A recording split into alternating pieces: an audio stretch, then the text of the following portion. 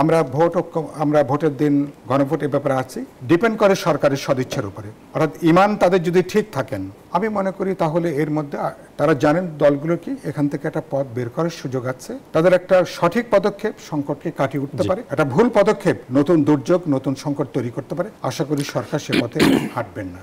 আমরা একটা উদ্যোগ নিয়েছিলাম গণতন্ত্র মঞ্চের দিক থেকে। আমরা গণতন্ত্র মঞ্চ, এনসিপি, গণ অধিকার পরিষদ এবং এবি পার্টি মিলে আমরা বসছিলাম একদিন, প্রায় 2-2.5 ঘন্টা আমরা একটা দীর্ঘ আলাপ আলোচনা করেছি কোনো সমাধান সূত্র বের করা যায় কিনা, কোনো একটা ঐক্যবদ্ধ কোনো একটা জায়গা আমরা আসতে পারি কিনা।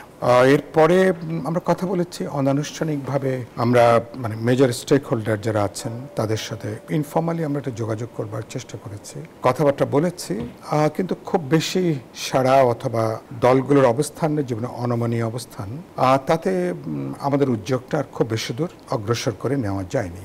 তো সংকটটা তো তৈরি করেছিল ঐক্যমত কমিশন এবং কিছুটা সরকাররা নিজেরাও। এই জায়গা থেকে যে আমরা ঐক্যমত কমিশনে যেসব ব্যাপারে আমরা একমত হয়েছি, সাধারণ বোঝাপড়া তৈরি হয়েছিল।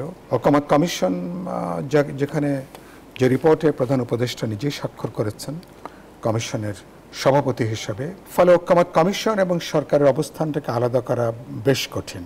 সেদিক থেকে মনে হয়েছে তাদের একটা সংকটটা তাদেরই তৈরি করা। কিছুটা পক্ষপাত দুষ্টতাও যদি বলি, সেটা মনে খুব বেশি বলা হবে না, খুব অন্যায় বলা হবে না। এবং নিজেরা উদ্যোগটা সমস্যার সমাধান না করে এরপরে রাজনৈতিক দলগুলোর দিকে আবার বল ঠেলে দেওয়া, এটা আমরা বলেছি কিছুটা নিচু মাত্রার চালাকি। এটা এই চালাকিটা না করলেও হতো, কারণ তারা জানেন দলগুলোর অবস্থান, তারা জানেন।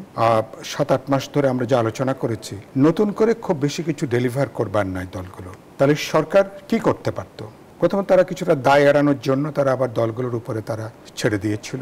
এবং এটা কারো কারো এটা মনে হতে পারে, এই দেখো আমরা বললাম, দলগুলোকে বললাম, তারা আসলে ঐক্যমত তারা আসতে পারলো না। এটাও হচ্ছে আরেকটা একটা মানে অফেন্সিভ জায়গায়, মানে রাজনৈতিক দলগুলোকে ডিফেন্সিভ জায়গায় ফেলে দেওয়ার জন্য খানিকটা একটা অফেন্সিভ ট্যাকটিক্যাল একজন স্টেপিং হিসাবেও অনেকে বিবেচনা করছেন। সরকার যেটা করতে পারত, আজকে তো 7 দিন শেষ হয়েছে, বা আগামীকাল থেকে তাদের যে কর্তব্য, যেটা আমি দেখলাম সরকারের এখন উপদেষ্টা তিনি বক্তব্য দিয়েছেন, তারা কি করতে পারেন, যেসব ব্যাপারে সাধারণ ঐক্যমত আছেন সেসব ব্যাপারে তারা অবস্থান গ্রহণ করবেন।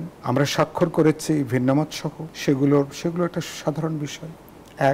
তার তো ব্যর্থ হওয়ার বড় কোনো সুযোগ নেই। 2 নম্বর হচ্ছে যে আমরা ওভারওয়েলমিং মেজরিটি, 2-1টা দল বাদে বিপুল অধিকাংশ দল প্রত্যেকেই আমরা নির্বাচনের দিন গণভোট আয়োজনের সপক্ষেই বক্তব্য রেখেছেন। তো এটা তো এক ধরনের কনসেনসাস, 2-1টা দলের মতামত ছাড়া।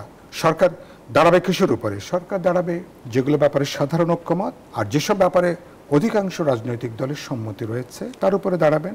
একটা বড় সংকট এখন দুটো, একটা হচ্ছে যে আদেশটা তারা কিভাবে তারা দেবেন। সেখানে আমি খুব পরিষ্কার করে বলেছি ইতিমধ্যে বহু জায়গাতে, আদেশটা যদি এরকম মনে হয় যে তারা সংবিধান নিয়ে তারা আদেশ জারি করছেন, এটাকে আমরা খুব অন্যায় মনে করব। তাদের একটা অনধিকার চর্চা, তাদের এখতিয়ার, ম্যান্ডেট এবং ক্ষমতার বাইরে এটা। কারণ তারা যে সংবিধানের অধীনে শপথ নিয়েছেন 106-এর রেফারেন্সে এসে এমন কোনো তাদের পদক্ষেপ নেওয়া ঠিক হবে না যেখানে সংবিধান, যেখানে মনে হয় একটা সুপ্রা কনস্টিটিউশনাল অর্ডার আপনি দিচ্ছেন, যেটাকে বাস্তবে যেটাকে আপনি নেগেট করছেন, এবং এটা বহুমাত্রিক সংকট তৈরি করবে। এবং এটা নিয়ে যে কোনো নাগরিক আবার উচ্চ আদালতেরও কিন্তু যাবার একটা সুযোগ, পুরো জিনিসটা ঝুলে যেতে পারে। আমরা ভোটের দিন গণভোট এ ব্যাপারে আছি, আর বাকি যেটুকু 270 দিন তারপরে অটো কার্যকর হবে, এটা বড় কোনো ইস্যু না। এটাকে সরকারের সদিচ্ছা থাকলে সমাধান করা সম্ভব। আপাতত আমার এই লাস্ট বক্তব্য হচ্ছে যে ডিপেন্ড করে সরকারের সদিচ্ছার উপরে। সরকারের মধ্যে যদি সদিচ্ছা, যদি ঘাটতি যদি না থাকে, তাদের ইন্টেনশনে যদি কোনো সমস্যা না থাকে, অর্থাৎ ইমান তাদের যদি ঠিক থাকেন যে সবাইকে তারা ব্রডলি একটা জায়গায় তারা আনবেন, আমি মনে করি তাহলে এর মধ্যে তারা জানেন দলগুলো কি, এখান থেকে একটা পথ বের করার সুযোগ আছে এবং তাদের একটা সঠিক পদক্ষেপ সংকটকে কাটিয়ে উঠতে পারে। একটা ভুল পদক্ষেপ নতুন দুর্যোগ নতুন সংকট তৈরি করতে পারে। আশা করি সরকার সে পথে হাঁটবেন না।